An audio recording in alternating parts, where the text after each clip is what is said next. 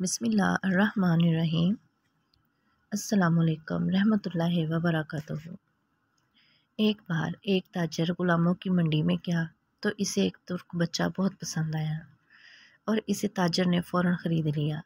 ताजर ने बच्चे से पूछा, तुम्हारा नाम क्या है?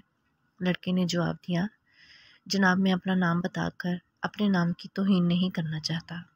मैं ग़ुलाम हूँ, इसलिए आप जिस नाम से पुकारेंगे वही मेरा नाम होगा। ताजर को इसके जवाब पर बहुत हैरत हुई, लेकिन इसे यह बात पसंद भी आई कि बच्चा बहुत इज़्ज़त नफ्स का एहसास है पाकी है। ताजर ने इस बच्चे पर ख़ास तवज्जो और इसकी तालीम और तरबियत का इंतज़ाम किया। बच्चे ने बहुत जल्द तीरंदाजी, तलवारबाजी, शहसवारी में ऐसी महारत हासिल की कि खुद ताजर हैरान रह गया। गजनी का बादशाह शहाबुद्दीन गौरी एक बार घोड़ों की दौड़ का मुकाबला देख रहा था। ताजर अपने गुलाम को लेकर इसके पास पहुंचा और कहा कि हजूर, मेरे इस गुलाम को घुड़सवारी में कोई नहीं हरा सकता। बादशाह ने मुस्कुरा के लड़के से पूछा, तुम कितना तेज़ घोड़ा दौड़ा सकते हो? लड़के ने नहायत अदब से जवाब दिया, हजूर, घोड़े को तेज़ दौड़ाने से ज़्यादा ज़रूरी इसे अपना मती बनाना होता है। गौरी ने चौंक कर इसे देखा और एक बेहतरीन घोड़ा इसे देते हुए कहा, लड़के, तुम इस घोड़े को अपना मती और फर्माबरदार बनाकर दिखाओ। लड़का उछलकर घोड़े पर बैठा और कुछ दूर इसे चलाकर ले गया और फिर पलट कर वापस आया। लोग ये देखकर हैरान रह गए कि वापसी में भी घोड़ा अपने सुमों के निशान पर ही चलता हुआ आया।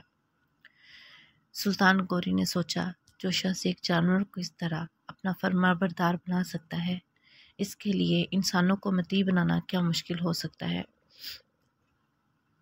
इसने फ़ौरन इस गुलाम को ख़रीद लिया, जिसका नाम कुतुबुद्दीन था। तुर्की में ऐबक उंगली को कहते हैं और शल का मतलब होता है टूटा हुआ। चूँकि इस गुलाम की एक उंगली टूटी हुई थी, इसलिए अमूमन सब इसे ऐबक शल कहते थे। फिर ऐबक इसके नाम का जुज़ू बन गया और उसने कुतुबुद्दीन ऐबक के नाम से हिंदुस्तान पर हुकूमत की। दिल्ली की कुव्वतुल इस्लाम मस्जिद और कुतुब मीनार इसकी यादगारें हैं। कुतुबुद्दीन एक बहुत ही सही बादशाह था। एक मर्तबा एक गरीब इसके दरबार में आया और कहा कि मैंने ये सुना है कि 1 लाख रुपए अगर किसी जगह रख दिए जाएं तो इससे सिक्कों का इतना बड़ा ढेर लग जाता है कि इसके साए में एक कुत्ता बैठ सकता है। मैंने कभी 1 लाख रुपए नहीं देखे। कुतुबुद्दीन ने फ़ौरन हुक्म दिया कि 1 लाख सिक्कों का ढेर लगा दिया जाए।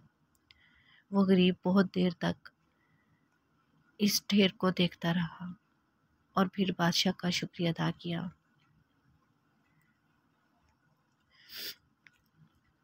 और एक ठंडा सांस लेकर वापसी के लिए मुड़ गया। बादशाह ने इसे पुकार कर बुलाया और कहा, तुम कहाँ जा रहे हो? अपने पैसे तो लेते जाओ। और 1 लाख रुपए इसे अता कर दिए। वीडियो पसंद आए तो लाइक करें और चैनल को सब्सक्राइब करें। मज़ीद ऐसी वीडियोज़ को लेकर फिर हाजिर होंगी। खुदा हाफिज़।